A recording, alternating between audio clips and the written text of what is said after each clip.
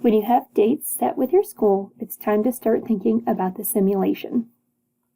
When you begin to start planning the simulation, be sure to check out the Extension Coordinator's Manual in OneDrive. Go to page 9 where you will find the Simulation Coordinator section.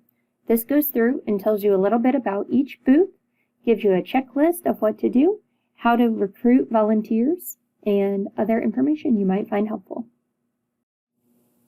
Remember, each county and school does this program a little differently, so some of the items on the coordinator checklist may or may not apply to you, and some of them might already be done by you as the extension educator. There's also other things on the checklist, such as training volunteers. Once you've done this program more than one time, you might have the same volunteers over and over who might not need much guidance, or you might have brand new people who are helping who are going to need a little bit more. As you start planning the simulation, you'll also want to make sure to look at the documents manual. Starting on page 16, you'll find detailed explanations of each booth used during the simulation. You'll want to make sure you review each of these, prepare any necessary materials, and provide a copy of this to all of your volunteers. You will also find sample letters that can be used for your volunteers to recruit them, to confirm they're coming to your simulation and give them additional information, and there's also a volunteer evaluation sheet. As you start thinking about volunteers to run your simulation, it's easy to call on 4-H volunteers who are already part of your system that you have a good relationship with.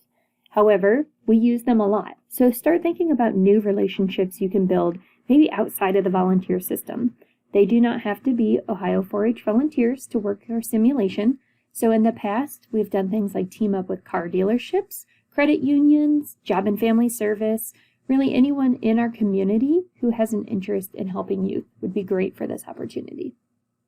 Whether it's right before you do your simulation or you include it as part of your lessons, you'll want to make sure you go through the simulation with your kids. Kind of explain to them what the booths are, how they work, how they should be recording things in their checkbook register, whether you use the paper form or the Qualtrics version. Provide the students calculators if they're using the paper version, or allow them to use their phones during this time. And then also explain to them that they can return to booths. Our goal is not to make this impossible for kids. We want them to have a good learning experience from this. So if they get to the negative situation, encourage them to go back, see if there's other choices they can make.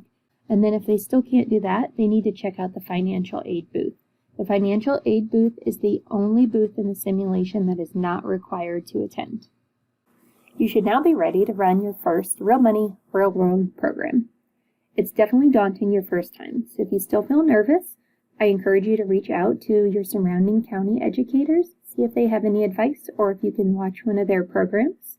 You can reach out to your area leader, or you can also reach out to myself. My contact information is on the screen, or anyone in the state office for the 4-H and FCS. There are definitely people out there willing to help you run this program. Good luck!